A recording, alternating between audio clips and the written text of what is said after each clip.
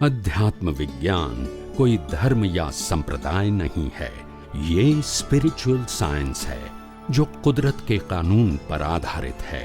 ये विज्ञान पूरे ब्रह्मांड के सभी रहस्यों को उजागर करता है और जीवन के सभी पहलुओं को समझने के लिए एक नई दृष्टि देता है।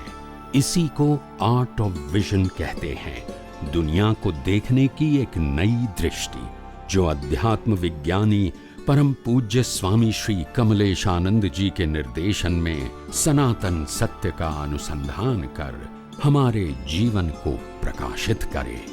जय सच्चिदानंद। कि इच्छा और भाव में जरा आप एग्जांपल देख के अंतर बताइए। बताओ।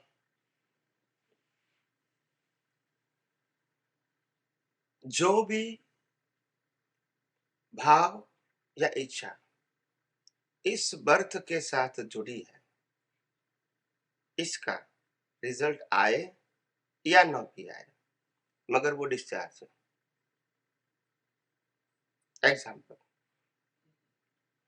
मेरे को डॉक्टर बनना है, बनूं तो भी डिस्चार्ज और न बनूं तो भी डिस्चार्ज।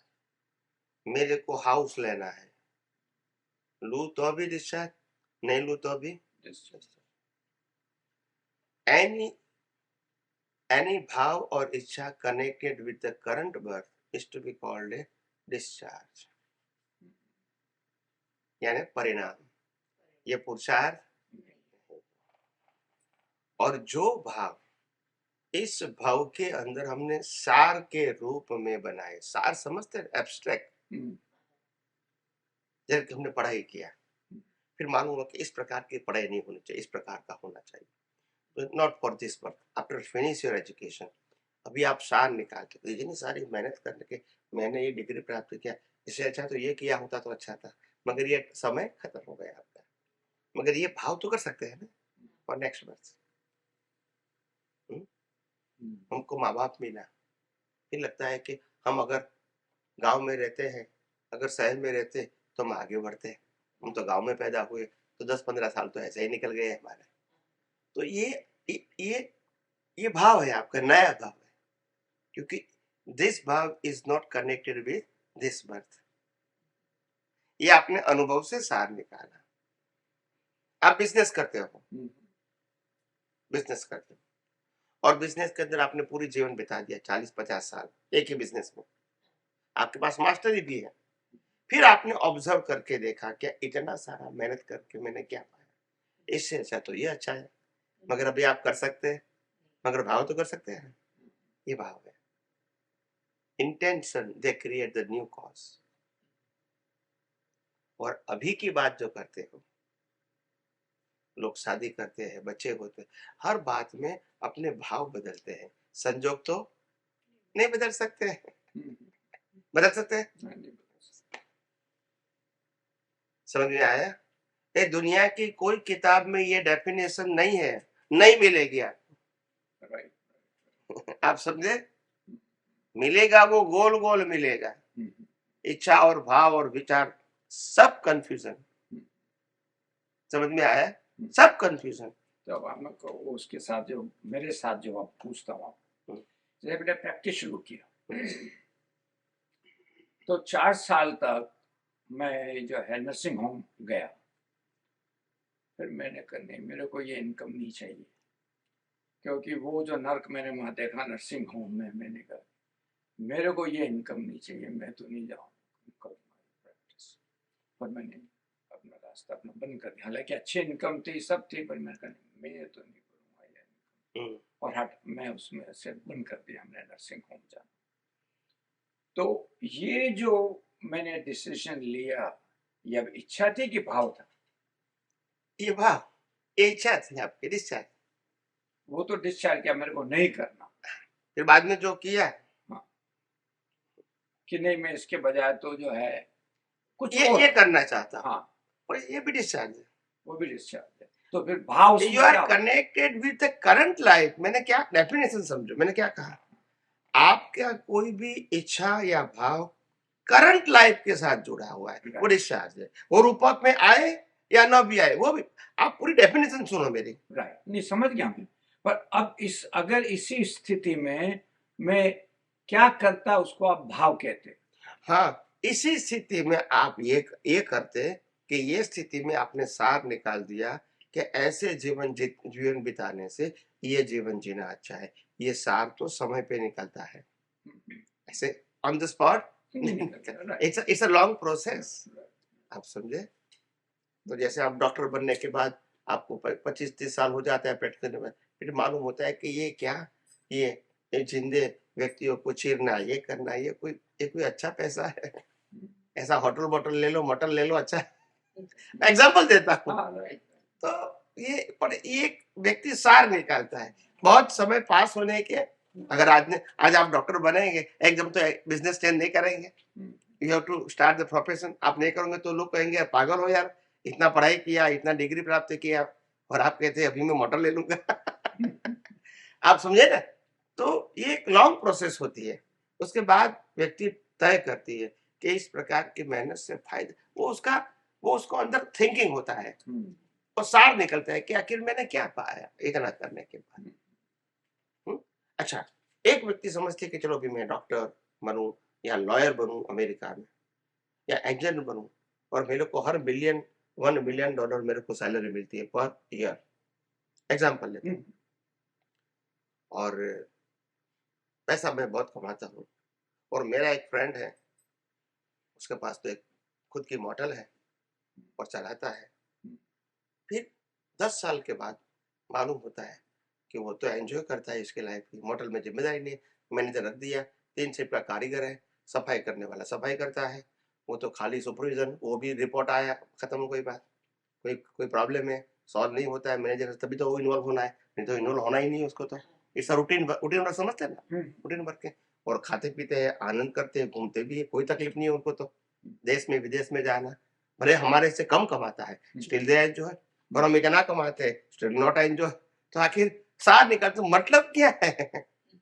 पैसा कमाने का मतलब क्या है? If you are not use it as per your own way, तो व्हाट इज द मीनिंग? फिर लगता है कि नहीं, ये जो लाइफ मैंने जिया वो ठीक नहीं, उससे तो ये लाइफ अच्छी है।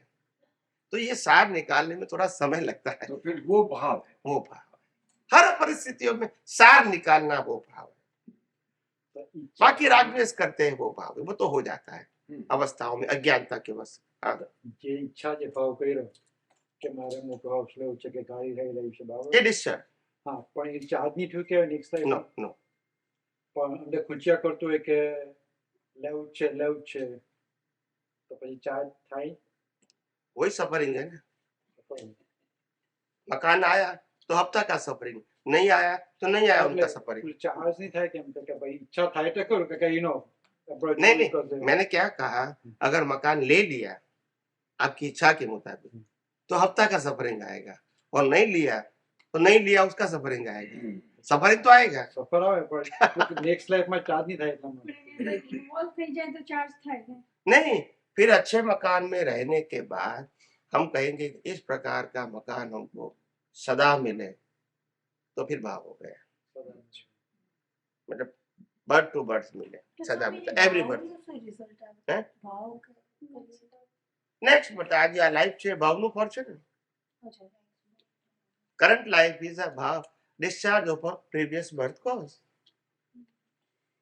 पिछले अवतार के कॉज का ही तो रिजल्ट है। ये इतना सटीक एंड सिंपल साइंस है, इसमें कोई टेढ़ी मेढ़ी बात, सब प्रिंसिपल है, नो राउंड राउंड, और इतनी क्लैरिटी है। क्लैरिटी समझते हो ना, कि जहां कोई कंफ्यूजन ही नहीं पैदा होता है, क्योंकि सिद्धांत है, ये मेरा व्यू पॉइंट नहीं है। ये मेरा व्यू पॉइंट नहीं है, it's a principle, law of nature है। हम अभी कल स्वामीनारायण मंदिर में गए थे, यहाँ दर्शन करने के लिए, तो 11 बजे पहुंच गए थे, 11:15 पहुंच गए थे, फिर दर्शन किया, घूमा, और मेन टेम्पल का जो गेट बंद था, भगवान का जो गेट बंद था, अंदर जा सकते हैं, घूम सकते हैं। तो बोला 11 बजे गए थे, दर्शन करते करते एट द गेट फिर बोला 11:15 को आरती होगी। हाँ, तो हम बोला कोई बात नहीं, बैठते 15 मिनट तो है, यहाँ आए तो आरती में लाभ लेकर जाए। तो भगवान के मंदिर के बाहर जो पिलर्स थे वहां ऐसे सपोर्ट लेकर बैठ गए शांति से, 15 मिनट तो निकालना है। तो बैठे हम, फिर वो वहां के जो स्वामी होते पुजारी के रूप में वो आए, दूसरे भी स्वामी आए। तो उन्होंने मेरे सामने ऐसा देखा आरती करते करते, फिर मैंने सोचा कोई होगा मेरा जैसा कोई आदमी तो उसको लगा होगा। मैंने ऐसा कोई ध्यान नहीं दिया। फिर आरती करने के बाद दोबारा मेरे सामने देखा खत्म होने के बाद, तो ही मैंने सोचा होगा कोई उसका कोई रीजन, आई डोंट नो, मैं उसको नहीं पहचानता हूँ। फिर आरती जब देने के लिए सबको सबके पास भेजा, फिर मेरे पास आया, बोला आपका नाम क्या है? मैंने नाम बताया। बोला आप राजा भगवान के आप तो पुत्र है? मैंने कहा मैं आप तो पुत्र था, अभी अध्यात्म विज्ञानी हूँ। अगर मैं फर्स्ट स्टैंडर्ड का टीचर हूँ तो फर्स्ट स्टैंडर्ड के बच्चे को पढ़ाऊंगा नहीं, मैं फिफ्थ स्टैंडर्ड के बच्चे को नहीं पढ़ा सकता हूँ। मतलब I am not wrong, yes और नो? अगर मैं फिफ्थ स्टैंडर्ड का टीचर हूँ तो मैं 12th स्टैंडर्ड के बच्चे को नहीं पढ़ा सकता हूँ, still I am not wrong. मेरे पास जो है वो बता रहा हूँ, इसमें क्या गलती है? मैं क्या कहता हूँ मैं PhD हो गया? मेरे पास जो है वो तो बता सकता हूँ ना। मतलब लोगों को इस फील्ड में बिगिनिंग तो होवे, आध्यात्म के बारे में सोचे तो सही। हाँ, सबसे आप बताओगे तभी सोचेंगे ना। जब जब ये पाठ ही नहीं बताओगे कि ऐसा भी विज्ञान है, ये जो ये संप्रदाय है, फॉर्मेट है, इससे ऊपर भी विज्ञान है, ऐसा बताओगे ही नहीं किसी को तो कैसे सोचेंगे? बताओगे तो सोचेंगे ना। बिल्कुल। और उसमें 10 बताओगे, इसमें से 5-6 व्यक्ति भी सोचेंगे, 4 नहीं भी सोचेंगे, अपने को नुकसान क्या है? नुकसान क्या है? सभी व्यक्तियां इस बात को माने या इंटरेस्ट ले, ये जरूरी नहीं है, कभी नहीं होता है ऐसा। रामकृष्ण थे तभी भी नहीं हुआ कभी सबने इंटरेस्ट लिया उनकी बातों में। तो इसीलिए वो डरने की जरूरत नहीं। पर फायदा क्या है? आप किसी को विज्ञान बताओगे तो आपका विजन पक्का होगा और उनको बिगिनिंग होगी, तो कोई नुकसान नहीं, किसी को नहीं है। मगर हमको अहंकार नहीं करना है, मेरा ज्ञान है ये नहीं करना है, तो आगे बढ़ोगे। मेरा समझ लिया तो फिर गलती हो जाएगी। ये कुदरत का विज्ञान है और जो मैंने अनुभव किया है मैं आपको शेयर कर रहा हूँ, और आप भी अनुभव करो, आगे बढ़ो। और चाहे तो आप अनुभव करके दूसरे को भी शेयर कर सकते हो, या कोई व्यक्ति की मोनोपोली नहीं है यहाँ तो। जब कुदरत की बात करना है तो किसकी मोनोपोली? तो that is the important thing. और इसीलिए मेरे को ये आध्यात्म विज्ञान का फ्यूचर बहुत ब्राइट दिखता है, क्योंकि आध्यात्म विज्ञान का कॉम्पिटिटर कोई नहीं है। कॉम्पिटिटर कैसे होगा? आध्यात्म विज्ञान 2 प्रकार के हो सकते हैं। मैं कहूँ 6 तत्व, कोई कहेंगे 12 तत्व है। मैं कहूँगा कुदरती कानून, तो कोई और कोई कानून कहेंगे, कैसे कहेंगे? तो यहाँ कोई कॉम्पिटिशन हरीफ नहीं, नो कंपटीशन, कोई कंपटीशन नहीं है। तो इसीलिए धीरे मगर मक्कम गति से आगे जाएगा, धीरे धीरे जाएगा। और कई लोग मेरे को कहते हैं कि स्वामी जी हम आपके लिए क्या सेवा करें? मेरे बोला सेवा एक ही करो, आप 5 जगह पे प्रोग्राम का आयोजन करो और मेरे को बोला यही मेरी सेवा है, मेरे को और सेवा की जरूरत नहीं है। आप समझे? क्योंकि लोगों के पास विज्ञान पहुंचना चाहिए, दैट इज माय पर्पस। आप मंदिर बना दो, संस्था बना दो, ये मेरा सब्जेक्ट नहीं। हम कहीं भी जाके सत्संग कर सकते हैं, और ज्यादा लोग आते हैं तो हम हॉल ले लेंगे, किराए पर ले लेंगे, एक दिन के लिए सत्संग करेंगे, खत्म हो गई बात। हॉल का मैनेजमेंट करने की क्या जरूरत है? अपने को है जरूरत? हर जगह पे मिलता है, यस और नो? जो काम $500,000 में हो जाता है तो उसमें $1 मिलियन खर्चने की और टेंशन लेने की क्या जरूरत है? लेने वाले लेते हैं, तुमको क्या तकलीफ है? तुम तो यूजर है, पैसा दो, काम खत्म कर दो। अपने को काम से मतलब है। तो ऐसी हमारी सोच है। हर बाबत में ऐसा हमको नहीं चाहिए कि भाई मकान चाहिए, मंदिर चाहिए, ये कोई प्रोसेशन चाहिए, ये शिष्य चाहिए, ये सब्जेक्ट नहीं।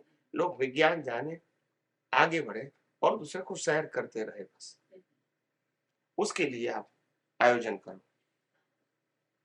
That is my purpose. लोग विज्ञान को समझे बस।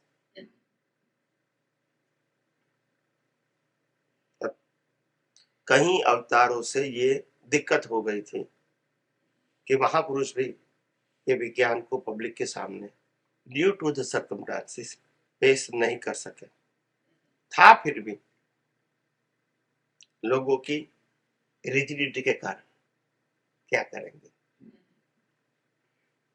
आप समझे। और कुदरत ने हमको मौका दिया विज्ञान को पेश करने के लिए और संजोग भी दिया। तो आज हजारों लाखों लोग सुनते हैं through TV, through YouTube, through other media, books like. आप समझे ना, लोग सुनते हैं और काम होता रहता है। अपने को क्या चाहिए और लोग सुनते हैं, समझते हैं, उपयोग करते हैं। हजारों मैसेज आते हैं कि विज्ञान से मेरा जीवन बदल गया, जीवन की सोच बदल गई, मेरी नजरिया बदल गई लाइफ को देखने की। जो पहले तनाव था वो तनाव निकल गया, क्योंकि मालूम हो गया ये तो कुदरती रचना है, हमारे तनाव लेने से कोई फर्क नहीं होगा। क्यों फर्क लेते हो, कल क्या होगा भाई। जो जो करने वाला है वो टेंशन में नहीं, तुम क्यों टेंशन में हो। कुदरत को संजोग देना है, वो टेंशन में नहीं, हम टेंशन लेते हैं। तो ये विज्ञान से सब क्लियर हो जाता है। Our life is a program and program वो फिक्स हो चुका है, वही हो रहा है। हम चाहे या न चाहे, या हम अगर केवल ज्ञानी भी है तो भी हम प्रोग्राम को बदल नहीं सकते। फिर क्या मतलब है, फिर क्या मतलब है जब बदल नहीं सकते हैं, फिर जाने या न जाने क्या फर्क होगा। तो ये हमारी सबसे बड़ी, कई लोग कहते हैं कि स्वामी जी अगर ये सब कुछ आप कहोगे ये प्री डिसाइडेड है या फिक्स है या प्रोग्राम है, तो फिर हमारा जीवन आलसू नहीं हो जाएगा, इनएक्टिव। अगर ऐसा बोला तो मैंने कहा देखो विज्ञान समझने के लिए है और व्यवहार चलाने के लिए। व्यवहार में तो हम बोलेंगे कि आप पढ़ाई करते हैं तो ध्यान से करो और समय दो इनके लिए, अटेंशन से करो। वो कहेंगे बिजनेस करते तो बोला आपको ध्यान देने की जरूरत है। जो भी आपका सोशल लाइफ है तो भी वहां एक दूसरे से एडजस्ट होके जियो, ये हमारा व्यवहार धर्म है। मगर जब सनातन सत्य की बात कहूंगा तो कुदरती रचना है। व्यवहार से कहूंगा तो जो भी व्यवहार में बोलना चाहिए हम बोलेंगे। कोई व्यक्ति कहेगा कि मैं बियर बहुत पीता हूँ स्वामी जी, तो आपका तो आप क्या कहना चाहते हैं। तुमने बोला नहीं पीना चाहिए क्योंकि ये फिजिकल बात है, ये आत्मा की बात नहीं। मगर आप दूसरों के बारे में पूछेंगे कि ये बहुत बियर पीता है स्वामी जी, अच्छा नहीं है। मैंने कहा नहीं, आपको तो कुदरती रचना ही देखना है। आप समझे ना?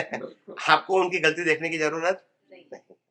और अगर आपका रिलेशन में है तो भाव करो कि हे भगवान इनको सद्बुद्धि दे और हमको संभाव से निकाल करने की शक्ति दे, बस बहुत है। और कुछ ज्यादा सोचने की जरूरत नहीं, सिंपल कर दिया। खाली टेंशन लेने से क्या मतलब, समझ में आए?